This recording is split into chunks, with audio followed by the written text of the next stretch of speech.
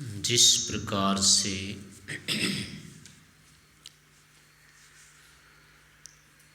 लौकिक क्षेत्र में निर्माण के लिए किसी न किसी के निर्देश अनुशासन की अपेक्षा रहती है, तभी कुछ निर्माण हो पाता है। स्वयं अपना निर्माण नहीं हो पाता है। ऐसे ही आध्यात्मिक क्षेत्र में भी निर्माण के लिए, प्रगति के लिए, उन्नति के लिए अथवा आध्यात्मिक जीवन को सफल बनाने के लिए भी अनुशासन की अपेक्षा रहती है। किसी भी क्षेत्र में हम अनुशासन का जितना अधिक से अधिक पालन कर पाते हैं, उसमें हमको उतनी अधिक से अधिक उपलब्धि होती है। और इसके विपरीत जितना जितना हम उस क्षेत्र में अनुशासन की उपेक्षा करते हैं, अनुशासनहीनता रखते हैं, अनुशासन का अभाव रखते हैं,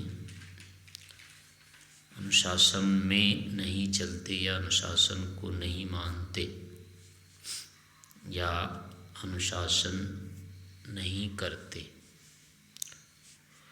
तो उस अवस्था में फिर अभिष्ट निर्माण या सफलता जो होनी चाहिए वो नहीं हो पाती है। आध्यात्मिक क्षेत्र में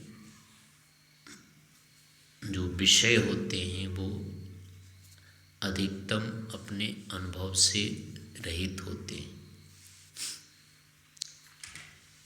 क्या होना है, कैसा होना है, ये ठीक ठीक ज्ञान बिल्कुल नहीं होता है। लोक में बहुत सारे विषयों का ज्ञान तो हमको नेत्र आदि इंद्रियों के कारण से हो जाते हैं, होते रहते हैं, लेकिन वहाँ भी पदे पदे किसी न किसी के निर्देश की अपेक्षा रहती है। पूछना पड़ता है। बड़े जो भी होते हैं उस क्षेत्र के अनुभवी लोग होते हैं, उनके सानिध्य में रहना पड़ता है। चाहे कोई भी क्षेत्र हो, व्यापार का हो, निर्माण का हो, कृषि का हो, चिकित्सा का हो, हर क्षेत्र में जो कोई समर्थ होना चाहता है, वो यदि वहाँ किसी के अनुशासन में रह जाता है, किसी के निर्देश में रहता है, तो वो बहुत जल्दी उस क्षेत्र में बहुत सारा ज्ञान प्राप्त कर लेता है। अगर उसको कोई बताने वाला नहीं मिलता है, अपने आप कार्य करता रहता है, तो जैसे तैसे ही उस कार्य को पूरा करता है, प्रायः सफल होता भी नहीं। चाहे वो खेती का काम है, चाहे दुकानदारी का कार्य है। तो ऐसे ही आध्यात्मिक क्षेत्र में भी जो ध्यान के विषय होते हैं या तत्वज्ञान के विषय होते हैं, वैराग्य के विषय होते हैं, इन विषयों में हमको नाम मात्र का ही ज्ञान होता है, क्योंकि ये सारे के सारे विषय आंतरिक होते हैं। इंद्रियों से इनका ज्ञान कर नहीं पाते हैं। तो ऐसी स्थिति में हमको सब कुछ यहाँ आचार्य के, शास्त्र के या किसी न किसी योगी अनुभवी व्यक्ति के आश्रय से ही प्राप्त करना होता है। इस कारण से लोक में तो चल भी जाए अनुशासनहीनता, लेकिन अध्यात्म में अनुशासनहीनता नहीं चल पाती है, यहाँ अनिवार्य हो जाता है।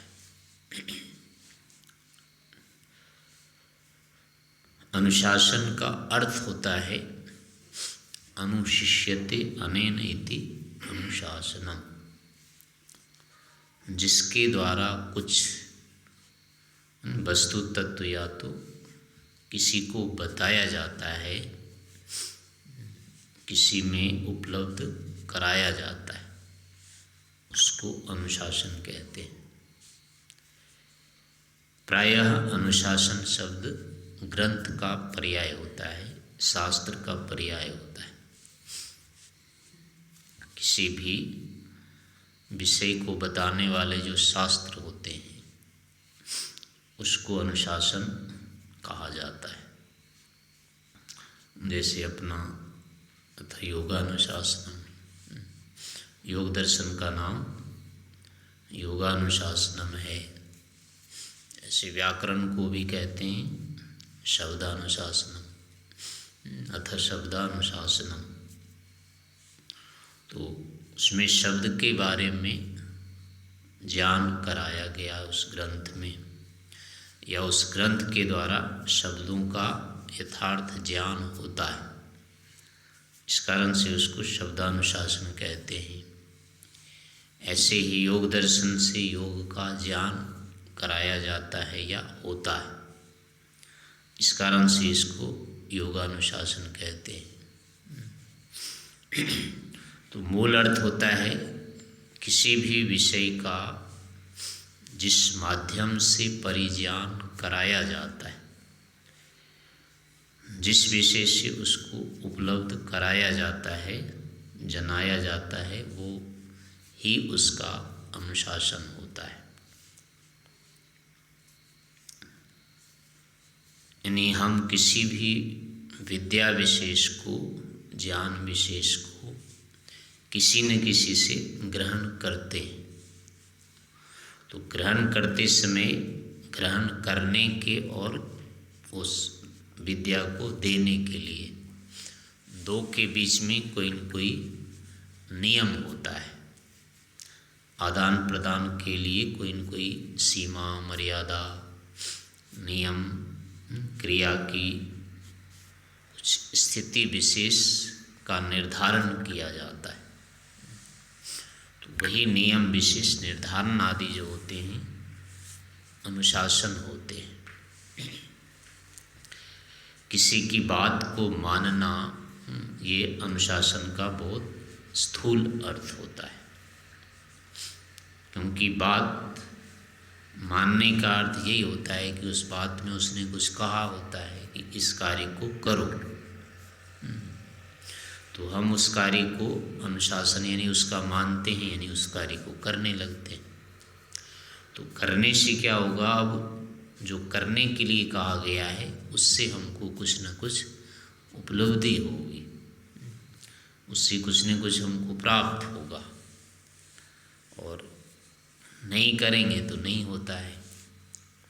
तो इस कारण से एक प्रकार से अनुशासन जो होता है विद्या विशेष का, यानी विद्या का ग्रहण करना और कराने का जो नियम विशेष है वो अनुशासन होता है। अब इसमें होता है कि प्रायः अनुशासन जो है वो दिखता है किसी के ऊपर एक प्रकार से दबाव डालने की जो स्थिति होती है, ऐसा दिखाई देता है कि जो गुरु होते हैं या जो मालिक होता है, स्वामी होता है, वो अपने शिष्य के ऊपर, सेवक के ऊपर, अपने अधीन के ऊपर कुछ न कुछ दबाव डालता है, उसको बांध के रखता है, तो उसको अनुशासन कहते हैं। ऐसा अर्थ स्थूल रूप में माना जाता है। वस्तुतः ऐसा दिखाई देता है, वो ये अर्थ नहीं होता है। किसी को दबाना, किसी को बांध के रखना या किसी के नीचे दबे रहना, ऐसा जो अनुभव करना है वो वस्तुतः अनुशासन नहीं होता है।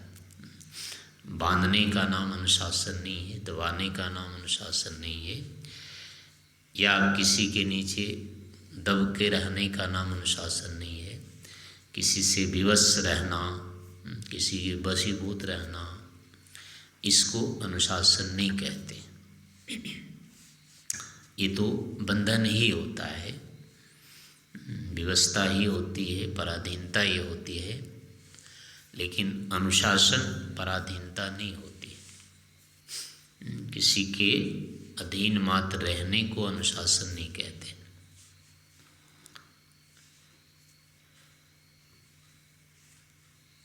यहाँ मुख्य बात होती है कि अपनी कोई न कोई विशेष अपेक्षा होती है। हमें, हमारे अंदर कोई न कोई न्यूनता होती है, कोई न कोई अभाव होता है। तो हमको उस अभाव को, न्यूनता को पूरा करना होता है।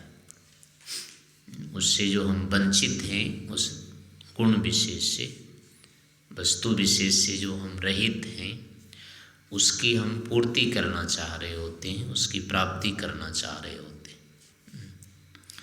तो अनुशासन में फिर यही होता है। इसीलिए हम किसी के अनुशासन को मानते हैं कि वो हमें इसमें, हमारी इस पूर्ति को कर देगा, हमारी न्यूनता को वो भर देगा।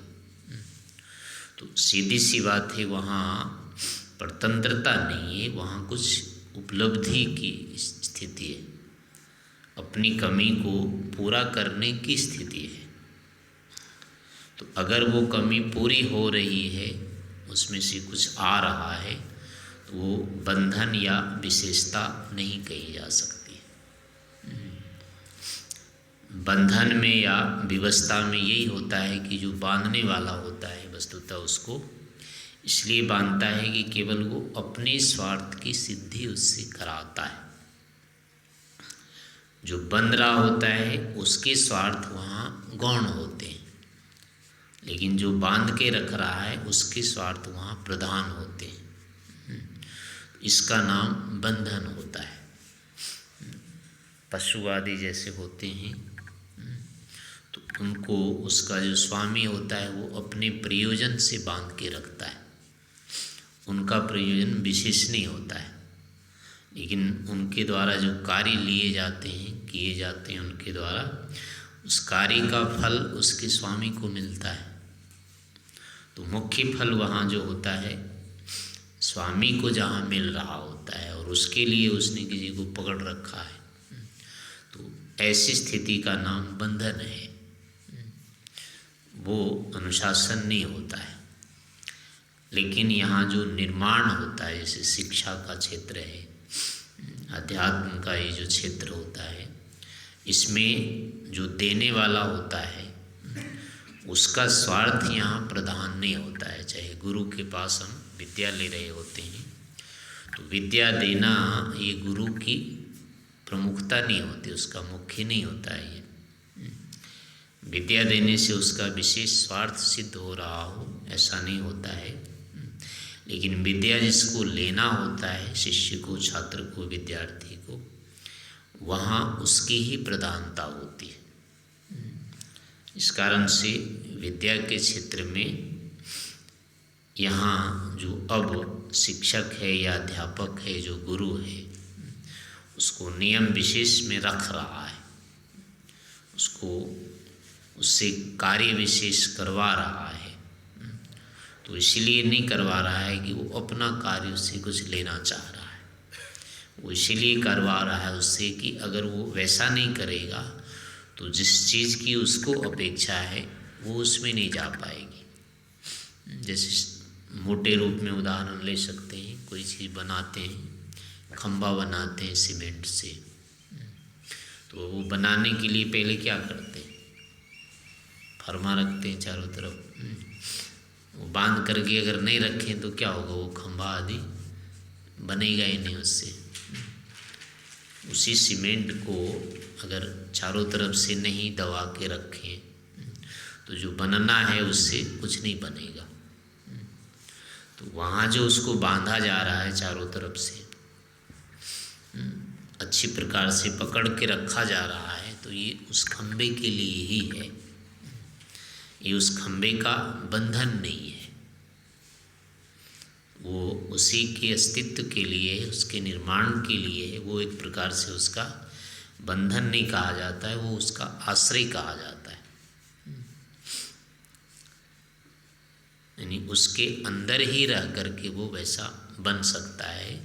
यदि वो उसका वो उल्लंघन कर देगा, उसकी सीमा को तोड़ देगा, उसके अंदर अंदर वो नहीं रहेगा, तो वो स्वयं भी बन नहीं पाएगा।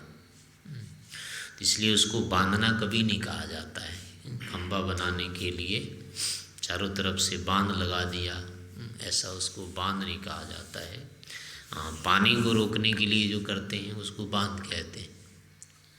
वहाँ चूँकि पानी का कुछ बनना नहीं होता है, उसको जो आगे जाना था वो आगे जाने से उसको रोक दिया जाता है। पर जहाँ वो रुक गया उसमें कुछ होना नहीं है पानी का, तो ऐसी स्थिति में उसका जो रोका जाना है अब वो बांध कहलाता है या उसका बंधन होता है। लेकिन खंबे आदि का जो होता है रोकना, ये बंधन नहीं कहलाता है, बल्कि उसको और किसी शब्दों में कहते हैं, क्या कहते हैं उसको, रोक ही कहते हैं ना, और कुछ और कहते हैं। बाड़ा भी पशु को बोलते हैं। इसमें चारों तरफ से आलम्बन या कुछ बोलते हैं उसको शायद, फर्मी को। हाँ, खंबे आदि को जो बनाते हैं उसमें रोकने के लिए उसको क्या बोलते हैं? पाट। पाट नहीं, उस क्रिया को कुछ बोलते हैं ना। हाँ, यानी जो बांध के रखना है उसको बांधना नहीं बोलते हैं ना।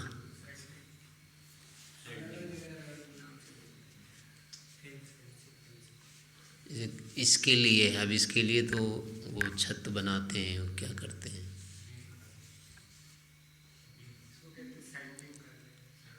हाँ, आलम्बन देते हैं ना इसको, आश्रय सहारा देते हैं। जैसे तो वैसे ही वो बनाने में उसको भी सहारा देते हैं।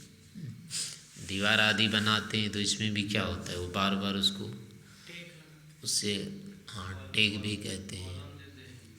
हाँ, तो उसको हर समय ठोकते रहते हैं ना, इधर उधर ईंटों को नहीं होने देते। अगर बीच बीच में वो नहीं लगाती जाए, उसको ठोकते नहीं जाए, बराबर नहीं कट जाए, तो दीवार बनेगी नहीं। इसको अपना ईंट पर ईंट रखते चले जाएं केवल, वो दीवार कभी नहीं बनेगी। उसको बार बार हर समय करना ही पड़ता है। वो लगाते हैं ना उसको, धागा लगाते हैं, या प्रस्तर करने में भी एक बराबर लगाया जाता है उसको, उसके बिना भी प्रस्तर नहीं होगा। तो अब ये सब उसके बंधन नहीं है, ये एक अनुशासन है उसका।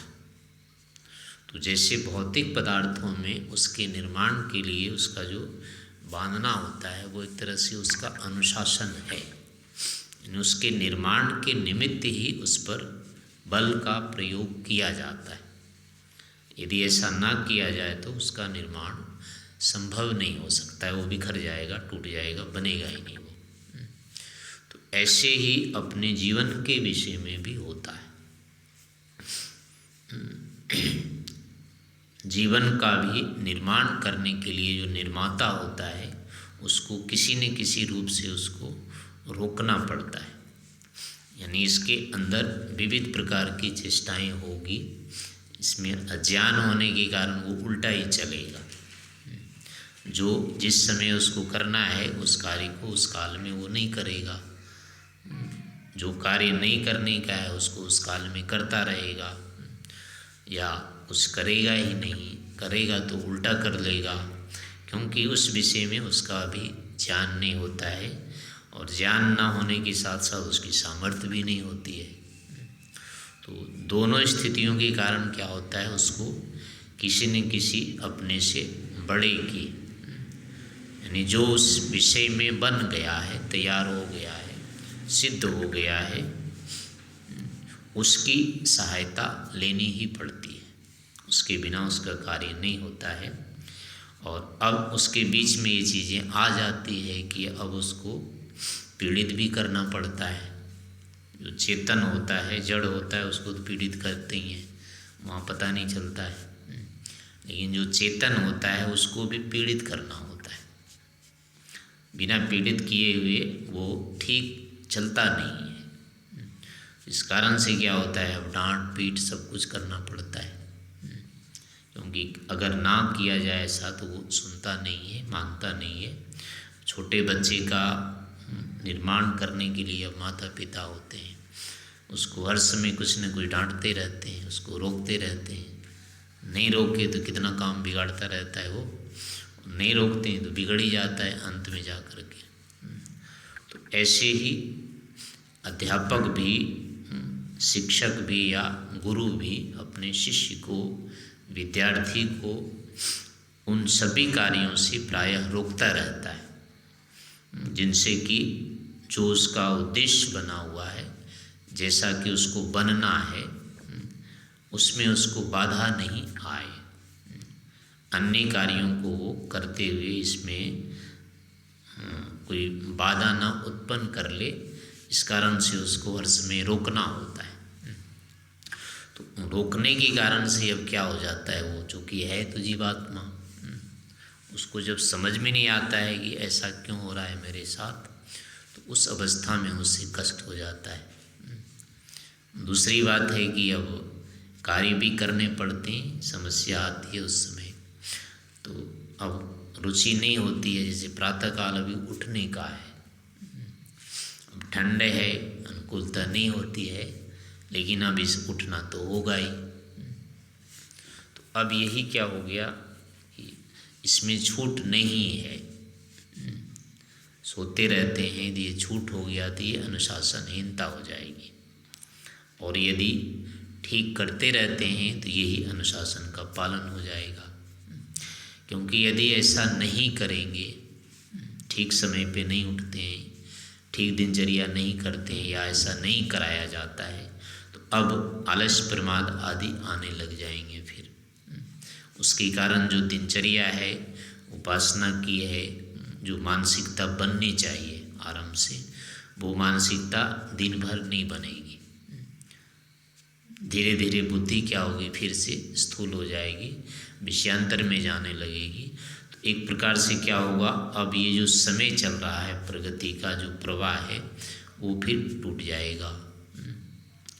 तो अब उस प्रवाह को बनाए रखने के लिए फिर ये अनिवार्य हो जाता है कि अब चाहे समय प्रतिकूल भले ही हो रहा है, शरीर में अनुकूलता उससे नहीं हो रही है, फिर भी उस कार्य को करना ही होगा। ऐसे कार्य आदि करने की बातें होती है।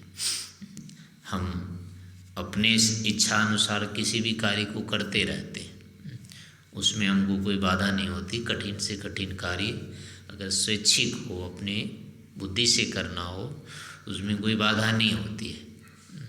लेकिन छोटा सा भी कार्य होता है, लेकिन दूसरा यदि कराता है तो उसमें बहुत बाधा होने लगती है।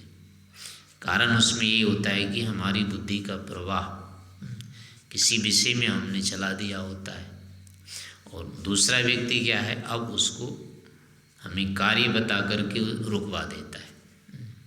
तो रुकवाने के कारण क्या होता है, एक प्रकार से हमारी इच्छा का विघात होने लगता है। जिस विषय में हमारी बुद्धि चल गई थी, जो एक सरसता बन गई थी, प्रवाह बन गया था, अब वही प्रवाह टूटता है। तो टूटने के कारण से फिर वो क्या होती है, अब वहाँ अपने को बाधा लगने लगती है, और वो लगता है कि फिर ये मुझे तंग कर रहा है, ऐसा क्यों कर रहा है मेरे साथ, मेरे विरुद्ध कर रहा है। जो भी होता है वस्तुतः वहाँ खिन्नता होती है। इच्छा विघातात् चेतसा क्षोभा, इच्छा का विघात होने से चित्त में क्षोभ उत्पन्न होता है। तो ऐसी स्थितियाँ आने लगती है। तो लेकिन ऐसा करना ही होता है। क्योंकि छोड़ देते हैं, नहीं कराते हैं, तो वो अपने प्रवाह में फिर कुछ का कुछ करता रहेगा। समय आते ही उस कार्य से वो नहीं विरत होगा, जो मुख्य कार्य है उसमें निलग नहीं पाएगा। इस कारण से जो कराने वाला होता है उसके ध्यान में तो सारा सुनिश्चित रहता है कि इतने कार्य होने चाहिए, इतने समय में होना चाहिए, इतना सब हो जाना चाहिए। करने वाले में इतना नहीं हो सकता है, वो सारा वर्गीकरण निर्धारण नहीं कर पाएगा। कितने काल में ये कार्य हो सकता है, कितने स्तर का हो सकता है, उसको नहीं पता रहता है, तो इसलिए वो अपने आप कर ही नहीं पाएगा निर्धारण। तो जो कराने वाला होता है, जो अनुभवी होता है, जो कि पहले वो कर चुका होता है, देखा हुआ होता है, उसको मालूम रहता है आगे पीछे कितना कराया जा सकता है, इसलिए वही इसका निर्धारण करने वाला होता है। तो सामान्य रूप से क्या होता है, हम किसी के भी अनुशासन को स्वीकार नहीं कर पाते। उसमें यही कारण होता है कि हमको अपनी जो बुद्धि बना रखे हैं, हम जैसे सोचते हैं कि ये कार्य ऐसे हो सकता है, इस कार्य को इतने दिन में या इस रूप में किया जा सकता है, उसके साथ क्या होता है, विरोध हो जाता है। तो उस अवस्था में अब हम बताने वाले को नहीं मानना चाहते हैं, या अगर वो कुछ कहता है कि हमारे अनुसार चलना होगा, तो हमारी चलने की हिम्मत नहीं होती है, हमें लगता है कि इससे हानि हो जाएगी। जैसा ये चलने कह रहा है, अगर मैंने वैसा ही चलना शुरू कर दिया तो हमारी हानि हो जाएगी, जो हम करना चाह रहे हैं वो हो नहीं पाएगा। इसीलिए हम किसी के भी अनुशासन को प्रायः स्वीकार नहीं करते, या हमको किसी के प्रति अपने आप को समर्पित करने में डर लगता है। जहाँ हमको ये पता चल जाए कि हाँ, हमें जो चाहिए, हमारी जो अपेक्षा है वो इसके पास है, ऐसा ये करा सकता है, इसके पास अनुभव है, ज्ञान है या सामर्थ्य है, अगर हमको दिख जाता है तो उसका अनुशासन स्वीकार करने में हमको आपत्ति नहीं होती। वहाँ हम स्वेच्छा से उसका अनुशासन स्वीकार कर लेते हैं, उसके प्रति हम समर्पित हो जाते हैं। लेकिन जहाँ ये नहीं दिख पाता है कि ये मेरा कार्य करा देगा, मैं जैसा चाहता हूँ, जो मैं चाहता हूँ वो सामर्थ्य इसके पास है, ऐसा नहीं दिखता है, तो फिर हम उसकी बात मानने को या अनुशासन उसका स्वीकार करने को तैयार नहीं होते। दिख जाती है तो हम हो जाते हैं, लेकिन प्रायः ऐसा नहीं होता है। उस विषय में होना क्या है हमको पहले पता नहीं होता है, तो पता नहीं होने के कारण हम निर्धारण ही नहीं कर सकते ये इतने काल में और इस रूप में इतनी मात्रा में करने से हो जाएगा। अगर हमें स्वयं पता होता तो हमें ज़रूरत ही नहीं पड़ती किसी के पास जाने की, वो हम अपने आप कर ही लेते हैं। तो किसी के पास यदि जा रहे हैं तो वही उसका हेतु है कि स्वयं को अभी नहीं मालूम है वो, तो जब मालूम नहीं है तो अब ये अपेक्षा नहीं रख सकते हैं कि ये तो हमको वैसे ही चलाएगा जैसा हम चलना चाहेंगे, या हम अपने अनुसार चल कर के ही इससे वो चीज़ प्राप्त कर सकते हैं, ये वहाँ स्थिति नहीं बनती है। तो इसलिए क्या होता है कि न चाहते हुए भी हमें अनुशासन स्वीकार करना पड़ता है, उसके अधीन हमें चलना ही पड़ता है। और इस अवस्था में क्या होता है, फिर ये मानना पड़ता है कि चाहे जो होगा देखा जाएगा, एक बार तो इसकी बात माननी है। तो ऐसा यदि हम मान के चल लेते हैं तो फिर निश्चय से अब हमारी उन्नति होने लग जाती है। यदि गुरु है, अध्यापक है, जो भी बताने वाला है सचमुच में समर्थ है, यानी उसने उस कार्य को कर रखा है, क्योंकि उसके अन्य कार्यों से, उसके अन्य बातचीत से, उसके अन्य व्यवहारों से उसका परिज्ञान होता है कि ये चीज़ में है। अगर किसी भी प्रकार से उसके द्वारा प्रस्तुति हुई नहीं वो चीज़, तो उसमें वो है मानने की जरूरत नहीं पड़ती है। लेकिन कहीं न कहीं अगर उसके द्वारा वो कार्य सिद्ध करा दिया गया है तो उससे सिद्ध हो जाता है कि इसके पास ये है।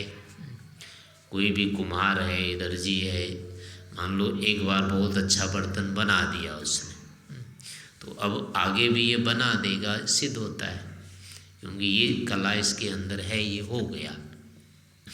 किसी ने कपड़ा सिल दिया, बहुत अच्छा सिल दिया है, एक भी सिल दिया है, दो खराब कर दिया है, तो भी उससे ये हो जाता है कि इसके पास ये चीज़ है। अब खराब हो गया, उसके हो सकता है कारण दूसरी बाधा आ गई, उसका वो निदान नहीं कर पाया है। लेकिन जो किया है वो बिना अंदर होते तो करता नहीं, बिना योग्यता के कर नहीं सकता था। तो उस कारण से जैसे वो प्रमाणिक हो जाता है उसके कार्य विशेष दिख जाने से, तो ऐसे गुरु आदि की भी परीक्षा की जाती है। पहले उसको जाना जाता है कि इसके द्वारा ऐसी प्रस्तुति हुई है कि नहीं, किसी का इसने निर्माण किया है कि नहीं, किसी को बनाया है कि नहीं, किसी को पढ़ाया है कि नहीं, बताया है कि नहीं। अगर पहले किसी को पढ़ा दिया है, बता दिया है, कोई ऐसा योग्य हो गया है तो उसका गुरुत्व सिद्ध हो जाता है। तो अब ऐसे लोगों के प्रति फिर समर्पित होने में ननु नच नहीं करना चाहिए। इस कारण से गुरु की भी परीक्षा की जाती है। अंधाधुंध किसी को गुरु नहीं बनाया जाता है। अपने यहाँ नियम होता है, कोई भी किसी को भी गुरु बना ले, कोई भी किसी को भी शिष्य बना ले, ऐसा यहाँ होता नहीं है। दोनों की परीक्षा करते हैं। यद्यपि शिष्य गुरु की परीक्षा नहीं कर सकता सीधे सीधे, लेकिन वो दूसरे रूप में करता है, यानी उनके द्वारा कहीं न कहीं कोई प्रस्तुति होती है, उसके आधार पर फिर अब कहीं अगर वो दिख गया उसका निर्माण, तो अब यहाँ उसको मान लेना होता है कि अब मैं इसके प्रति पूरा समर्पित रहूँगा। भले ही अब उसके नीचे रहने में एक बार तो खून जलेगा, कष्ट तो होगा, लेकिन वो भले ही मृत्यु जैसी स्थिति होती है और वो स्वीकार करना होता है। तो जितना जितना हम किसी सुयोग्य व्यक्ति के अधीन रहते हुए भले ही दुखी रहते हैं, भले ही बहुत अधिक बाधित रहते हैं, लेकिन जितना जितना दुखी रहते हैं, जितना जितना बाधित रहते हैं, उतना उतना ही हमारा निर्माण भी होता है।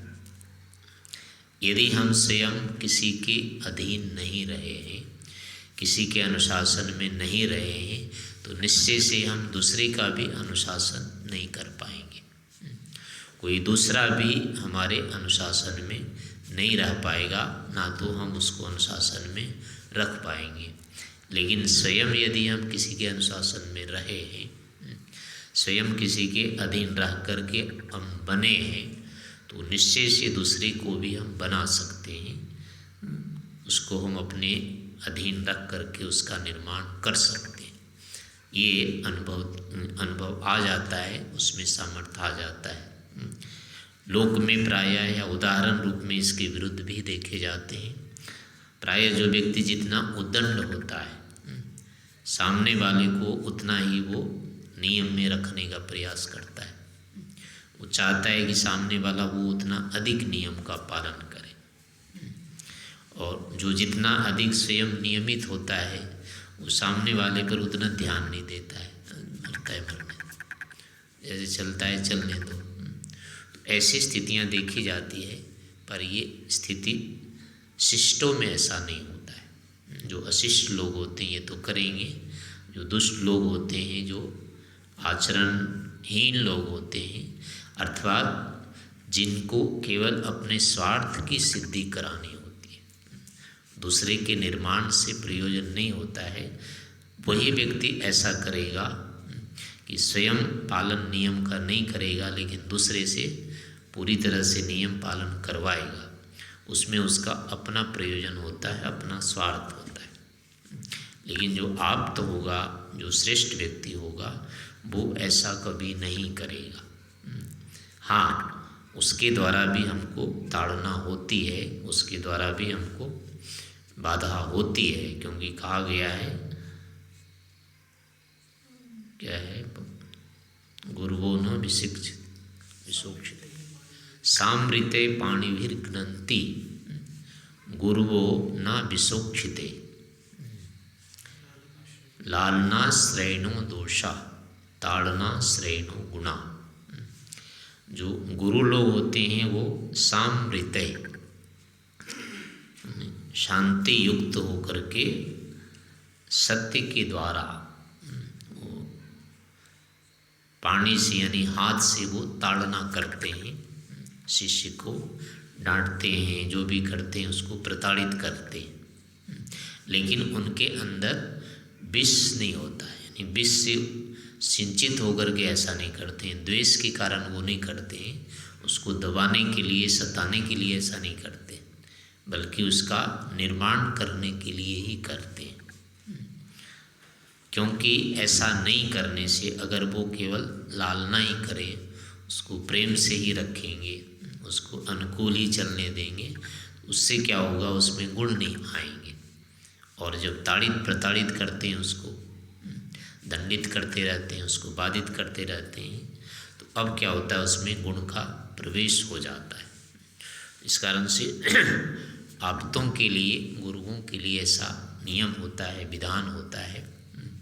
तो हमें भी इसी के अनुसार चलते रहना चाहिए, यानी अपने जीवन में अधिकतम अनुशासन का पालन करना चाहिए। और जितना जितना हम स्वयं ही अनुशासित रहते हैं, उतना उतना फिर परिणाम हमको अपने आप उतने मिलेंगे। लेकिन जहाँ जहाँ अब ये होता है कि कष्ट होता है, बाधा होती है, नियम पालने में कुछ लग रहा है, कोई व्यक्ति हमको बड़ा कुछ कह रहा है, तो वहाँ फिर ये मान के चल लेना चाहिए कि ये हमारी कमी के कारण ऐसा है। वस्तुतः अगर सामने वाले का स्वार्थ नहीं है और हमारे लिए कह रहा है, तो हमें भले ही कष्ट हो रहा है, जलन हो रही है, उसको फिर सहन करके उसकी बात मान लेनी चाहिए। ऐसा यदि हम करते जाते हैं तो निरंतर हमको इस मार्ग में उन्नति होती जाती है, और अंत में जा कर के जो अनुशासन होता है वो ईश्वर का होता है, और उसके अनुशासन इससे भी कठोर होते हैं। वहाँ तो फिर अपने आप भी सारे कष्ट भी सहन करने पड़ते हैं, उसके अनुसार चलना ही पड़ता है। सीधे सीधे मृत्यु जैसी स्थितियाँ होती है, लेकिन फिर भी उसको नहीं छोड़ सकते हैं। तो वहाँ जब इस प्रकार के हम किसी के अनुशासन में पहले से रहे हुए होते हैं, तो हमको आगे भी सरलता हो जाती है।